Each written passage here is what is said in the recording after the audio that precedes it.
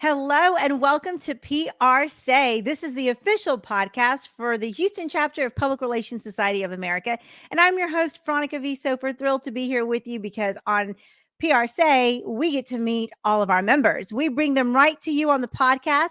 So if you are driving and you want to connect with PRSay members, all you have to do is hit subscribe and you can download all of our podcasts and really get to know who's in your chapter. Let's build our network. That's what it's about.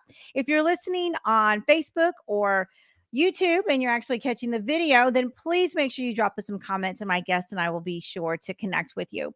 So let me go ahead and get this episode started. I am going to be bringing on Kristina Michel. Welcome to PRSay. Hello, thank you for having me. I am so excited about our conversation today because we do have members that go in and out of different chapters all over the country. We've got new members coming in and then they join our local chapter. And then we've got members moving away and they join chapters. But you actually made a really interesting transition. So tell us a little bit about that. Yes. So I guess to start with, for the longest time since I was a little girl, I've had this dream of living and working overseas, moving to another country, seeing other cultures, just experiencing that and just traveling the world. And so a while back, my father and we saw this special on the evening news about American expats who were moving to New Zealand. And it was just, the country was just looked so beautiful. It just seemed like a very great quality of life, relatively safe, slower pace. And so it was something that we talked about, but it always seemed very far away until the pandemic hit. And that really kind of put a fire in me that said, I'm out of excuses. Being shut in for so long, I was like, I really, really do need to, when everything opens back up, I'm just going to put myself out there and go for it.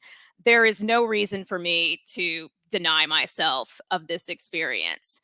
So I worked to connect with overseas employers. I got with a job coaching firm that specializes in helping people find work overseas.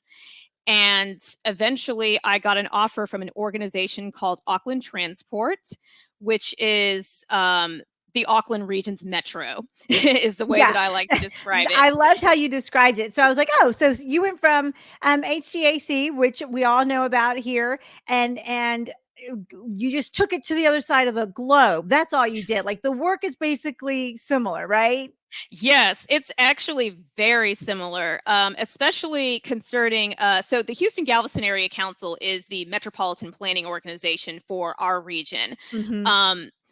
Auckland Transport fulfills a very similar role. So in addition to controlling the transit, the ferries, some of the commuter rail lines, they also help with planning and street development and improvements, safety.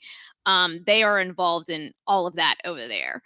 And it was so funny because when I was interviewing for the position, they were describing kind of the organization, their situation and everything. And I told him, if you had not told me this was about Auckland Transport, I could have sworn you were talking about H-GAC. Yeah, which is awesome. I love that. And I love that you just put yourself out there. I mean, how inspiring, Kristina. That's really amazing. Yes. And it is a huge leap for me because, believe it or not, I have never actually been to New Zealand. It was one of those things that I wanted to go visit there. And again, COVID kind of deprived me, the pandemic kind of deprived me of the opportunity. And so I, again, just decided to go for it. And my hope is that it's going to be an amazing and wonderful experience. And I'm just looking forward to bringing my unique skill set to help their organization. Yeah, no, I'm sure you will. I'm sure you will. So tell us a little bit about your background in PR. I mean, we know you were at H-GAC and just such a great organization that supports so much of the work that many of us do, especially in the public sector. But tell us a little bit of how you got into PR. I got into PR actually when I was studying as a communications major over at the University of Houston. I had originally started out as a journalism major, which was actually really, really good for my public relations career because it made me really great at finding and telling great stories. Um, but about it was about a year. I had about a year left in my before graduation, and it was time to pick an internship to do. Right. And Right. I ended up, instead of doing one at a newspaper, I ended up doing one at a school called the Regis School of the Sacred Heart, and it was a PR style internship. And I ended up Oh, loving that perfect. even more than journalism, so I decided to just make the switch. That's awesome. I love that. And hey, from coming from the K-12 space on the PR side, I love that other people saw the benefit, right? Because there's messaging and communication. We all need it in all the spaces, but it really makes a difference in the education space and in the public service space as you transitioned into. You well know. Absolutely, yes. And then for a while, I worked for it was a pharmacy technician advocacy group called the National Pharmacy Technician Association. I worked for them for a while, and then I ended up coming back to my alma mater, the University of Houston. Go Cougs! That's right.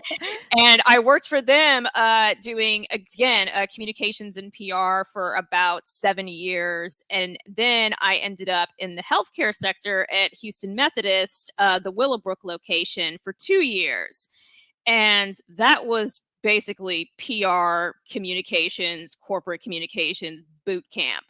Gotcha. Yeah, Um, it is. Yeah. yes. Been there, done that, sister. I can tell you. Yes, I always tell people, if you can make it in the healthcare industry, you can make it anywhere. That's right.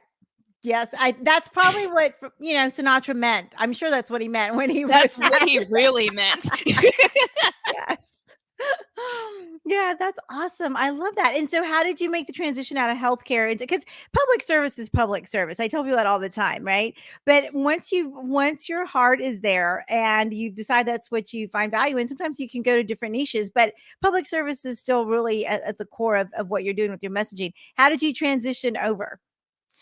It was actually pretty easy. A lot of what happens with the Houston Galveston Area Council, like you said, in the public sector, a lot of it is very similar messaging, very similar, goals, causes. So it was real easy to make the transition. And it also helped that I was going to an organization with a communications team run by the amazing Megan Coughlin, who Amen. has she has just an amazing vision for what she wanted the communications team to be and where she wanted it to take the agency. So having that clear goal of what the end of the path, what the light at the end of the tunnel looked like, really helped me see, okay, I see where you're trying to get to. Let me help you find the path to get there.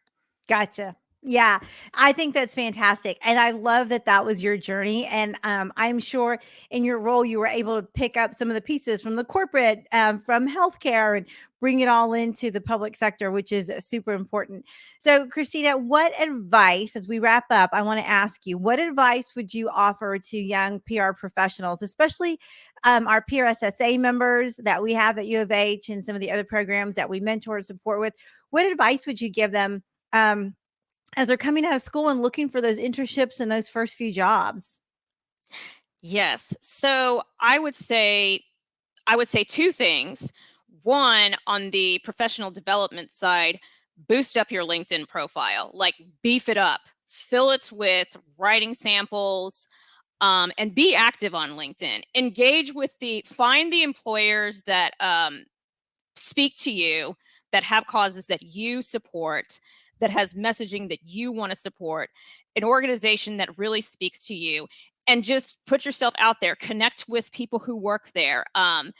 And do it. You can do it all through LinkedIn. That's actually how I ended up making the connection with Auckland Transport and the New Oh, Zealand employers over there. fantastic. So I would say, target those employers that you really, really want to work for, and meet people who work at those organizations and make good friends with them. The second piece of advice that I would say, and this is just for a lifelong thing, is don't ever lose your sense of curiosity. Yes. I encourage any public relations professional, no matter what background they come from, whether it's corporate communications, journalism, digital media, enter your position like with the mindset of a journalist. Look for those stories, find the right questions to ask, develop nuances with the experts, with the people who really have those great stories to tell, and just never lose your sense of curiosity, because some of the best stories that you encounter are the ones that happen when you just open yourself, when you open your mind to them. That's fantastic advice. I love that. And that's good advice for all of us.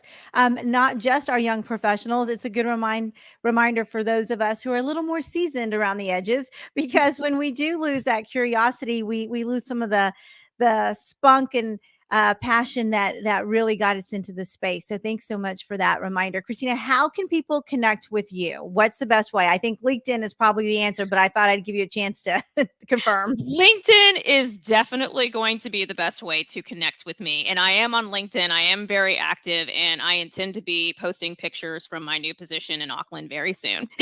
That's awesome. Well, I'm super excited. I can't wait to see the pictures. Your friends in Houston are rooting you on. We can't wait for you to share some of the insights as when you make your way back home, so that we can live vicariously through you on the other side of the globe.